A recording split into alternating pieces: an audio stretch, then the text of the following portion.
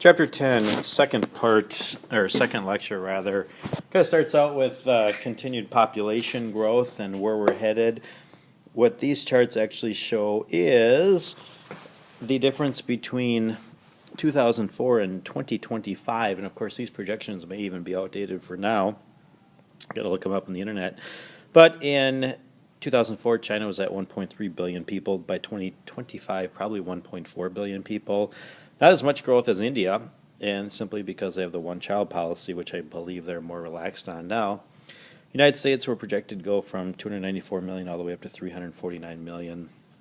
Look at Indonesia, the growth from 219 million to 308 million.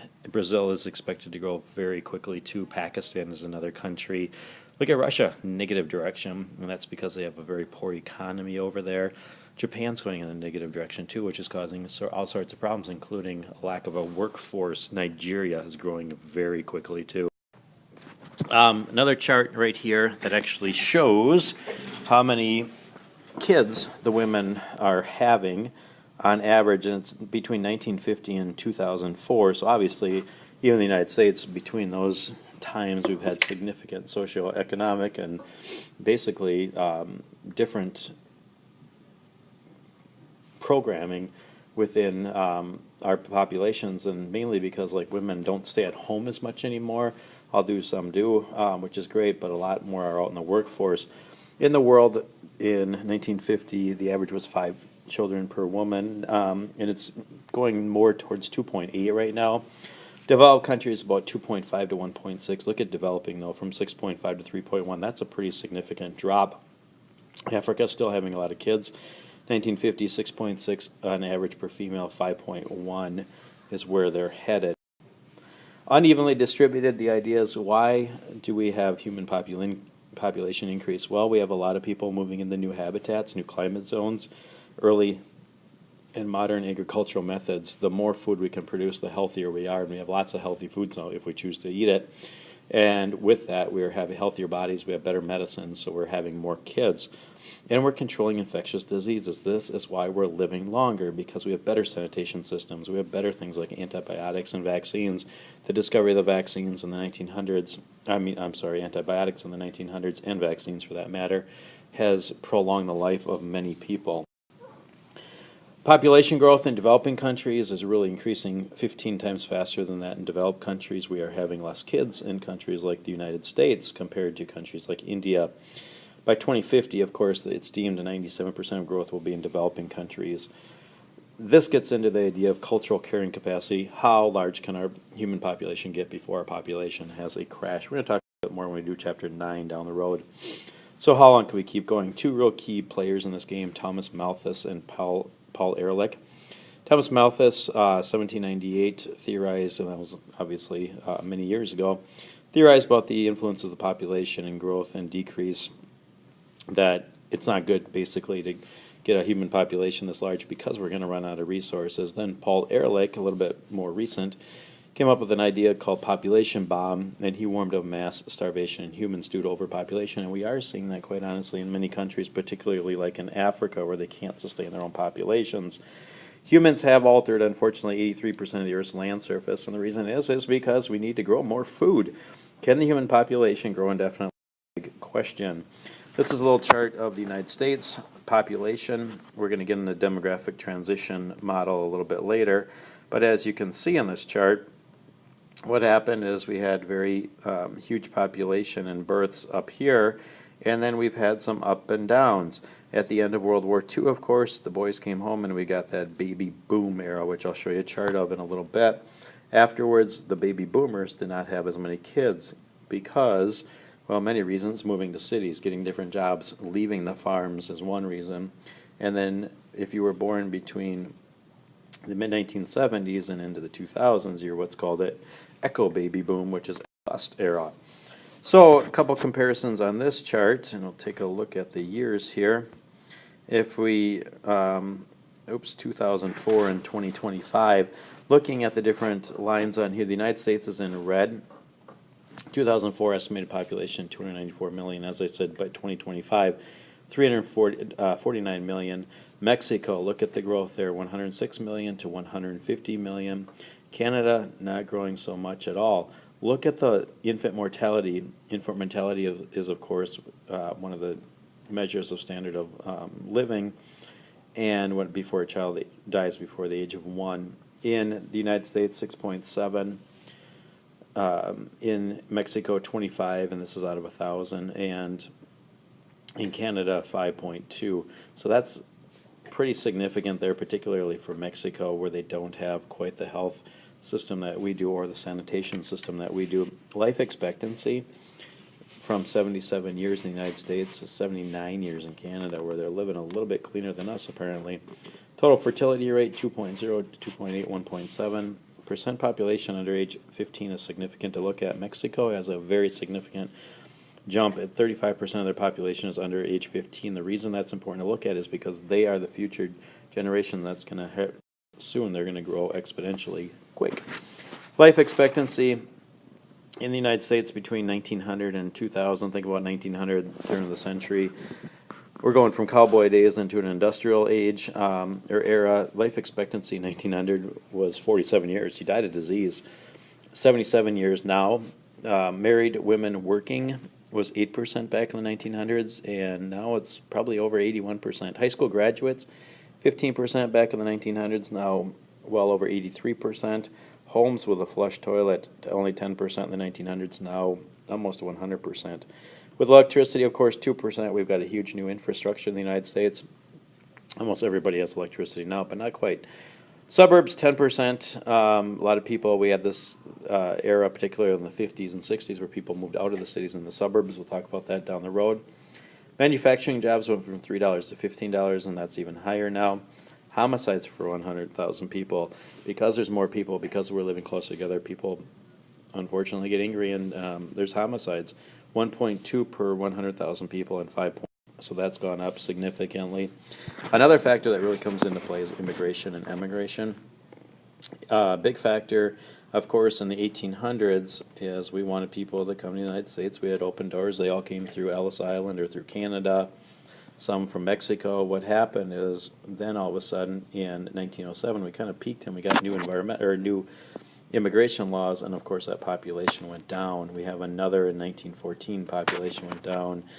After 2001, which was of course when September 11th occurred, we've got even tighter on our number of people we allow in the United States, so our immigration has gone down. So that does affect us as a population. This is low outdated, but 2008, where are people coming from? Legal permanent residents in the United States, about 3.3 million from Mexico, 570,000 from the Philippines, India, 520,000, and China, 510,000. This can actually probably be updated on the internet. We'll take a look at class. Migration, so why do people migrate? Well, there's economic improvement, making more money, religious freedom, that's what the United States was really based on. Political freedom, unfortunately a lot of nations are at war right now, like Somalia. People are leaving there in droves. And a lot of them are environmental refugees because their region that they live in is so polluted, rather. Of course, the United States is a nation of immigrants. That's why people first came here. Our historical role of the immigration in the United States. So should we really limit immigration? Of course, there's the difference between legal immigration and illegal immigration. Illegal immigration, when you come into the country illegally, and huge problem with that in the United States. So why should we limit immigration? It does aid in stabilizing the population if we limit it, and it does reduce the enormous environmental impacts. We only have so many resources in the United States, so maybe we should keep people out. The other side of that is we are the land of opportunity for the world's poor. Why not bring them in? They do a lot of work that Americans may not prefer. So if you don't do your lawn work, for example, maybe you can hire somebody that came here from other countries who are very happy to make the money doing that. And they do contribute, of course, to the economy and pay tax. Population pyramids are real important to know. It's divided into 3 groups, 0 to 14, 15 to 44, which is deemed the reproductive ages, and ages 45 plus, which is non-reproductive ages. The one that's really important to look at is, of course, this group right here, ages 0 to 14, as I said before. Look at this. Countries like Guatemala, Nigeria, and Saudi Arabia, they have a very large base of 0 to 14-year-olds. Why that's important is they're going to have kids someday, and that's going to make this part get even wider up here. Taking a look at the pyramids, by the way, United States, Australia, Canada has slow growth, 0 to 14 here, 15 to 45, and then, of course, 46 and above up there. This is a pretty stable chart right here. Not a lot of growth. We're going to have some growth because it's wider at the base right here. However, you're going to see some a bit more significant. So these are age structure pyramids or population pyramids. Show a distribution of males and females, males on one side, females on the other, in the groups. Why do we really care about this? Well, one little historical point of view in the United States, we had this baby boomers. They were born between 1946 and 64. Baby boomers are retiring right now, if not retired, and that's been a huge stress on our Social Security system and our healthcare system because they're the ones that really need a lot of healthcare, which is why it's really good to go into nursing or medicine right now, by the way. The baby bust generation came after that. What happened is the job market was saturated, fewer people, or what happened was then we had fewer people to compete for jobs, education, services. And what happens is because of that, we may actually have an increase in wages. The baby boom still occupy upper management. The good thing right now is at the age you're at is that they're retiring, you're going to college, and hopefully taking a job someday. Zero growth, zero population growth, 2 parents and 2 kids. Countries like Spain, Australia, and Greece, you can see that picture on the left.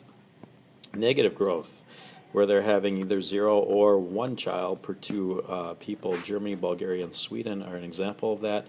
That's actually causing a lot of problems. Japan is an example of this. Russia is an example because they don't have enough workers to support all those people there. Just a kind of a worldwide graph right here. You can see the populations below age 14. That's significant. Male and female, because they are the ones having kids. Another one right here. What this shows is percent of population in 2000. So what's happening, and this is in the United States, is you can see this widened part right here in 2000 between the ages of 40 and 60. But as you will see in this one right here, which is from the year 2050, everything's starting to smooth out, and we're kind of in the United States headed toward a zero population growth, which probably isn't a bad thing. Overall in the world, developed countries look like this. Our workforce is getting smaller. We're not having as many. Transition that to developing countries where they're having a majority population. Remember, we're headed toward about 90%, 7% of our population coming from developed countries. Major factor in growth are those under 14. Shifts in population. The problem is we're getting high demands for goods and services, particularly those retiring. Younger people do influence elections, legislation, economics, and we're seeing that in the United States right now. Retirement may cause a shortage of workers. And for you guys, not bad because you'll get jobs someday. What this chart shows is in 1955 to 1985, you can see the age group going through. In 1955, still in the age of baby boomers, and on the bottom here, you can see that they were just still being born, and they're progressively going through the charts. Taking a look at the next one, 2015, which we're pretty much at right now, they're at retirement or soon to be retirement ages, and then we're going to really have a stressful environment by 2035 because of that. So overall, in the world, we're actually getting a really increase in global aging, and of course that is huge ramifications. On the other side, we do have tragedies such as the AIDS virus, which is devastating countries in Africa. About 25 million people were killed in 2008 alone because of this terrible virus. Many young adults die. The problem with that, of course, but we lose productive workers. We have a sharp drop in life expectancy in a lot of African nations because of this, and elsewhere in the world, particularly third world countries. The international community really has been called upon to help this, mainly through education and healthcare. Preventing it is real important, and financial assistance where they can do it. This is actually called the demographic transition model. This is very important to know. Think of the United States. This is we are in the Western Hemisphere, or Western region. Eastern region would be, of course, in Europe and Asia and things like that. This is how we've transitioned through our population. The first thing is the pre-industrial area. The pre-industrial area is right here. During pre-industrial time, think about the 1800s. We had a lot of people being born. We also had a lot of people dying because of disease. So population kind of stabilized. Then what we went through was what's called the transitional stage. This is the transitional stage in here. Food production went up, better health care, we had a higher birth rate, and we had a lower death rate. So our population started going up a little bit. Then, and you can see, by the way, on this, the blue is the birth rate, the red is the death rate. So the death rate is progressively going down here. The red, the birth rate's kind of staying up for now. Then we go to the next stage, which is the industrial stage. More medical advances. We have birth and death rates that are a little bit lower. A lot of variables come into play with that. We have better family planning. We also have more females working in the workforce, and of course starting a little later because of higher education. So this is kind of the mid-1900s or so. What's happening is our population is going up, and it's going up because basically people are living longer, not because necessarily we have more people being born. Post-industrial is the birth rate equals the death rate. That's kind of where we're headed in the United States. We're pretty much there right now. And what's happening is our population going out, kind of zero population growth. So what's really occurring is we're kind of planning for babies a little bit more. Family planning, that's been responsible for about a 55% drop in total fertility rates. It's occurring in developing countries. They're expanding it, including teenagers, sexually active, unmarried women, and men, helping them to stabilize our population. So slowing, stabilizing population growth, invest in family planning, reduce poverty, of course. Unfortunately, the more poor you are, the more kids you tend to have, which is counterintuitive because you can't afford to feed them. And we need to elevate the social and economic status of women too, realizing a lot of nations where we have quite the freedoms they have here, especially with things like education.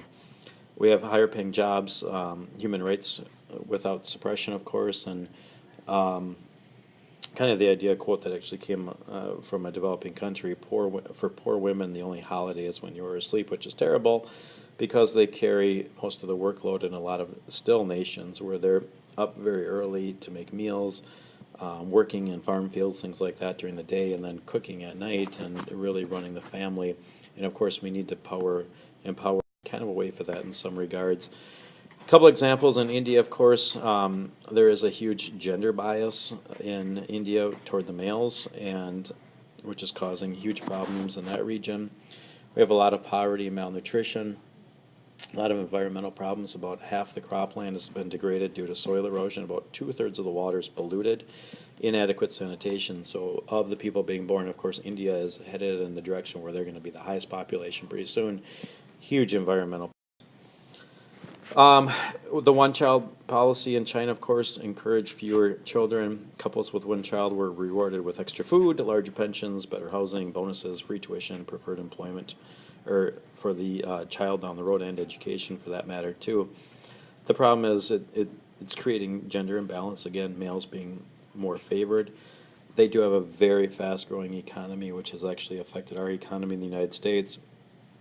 And the problem is they're going to face serious resource concerns in the future. So the real goal of the United Nations, which is the UN, is provide universal access to family planning, basically to help improve health care for infants, for children, for pregnant women, to develop and implement national population policies, more education, especially for girls and females, that's the empowerment, improve status of women, increase involvement of men in child-rearing responsibilities, reduce poverty overall, and reduce unsustainable patterns of production and consumption.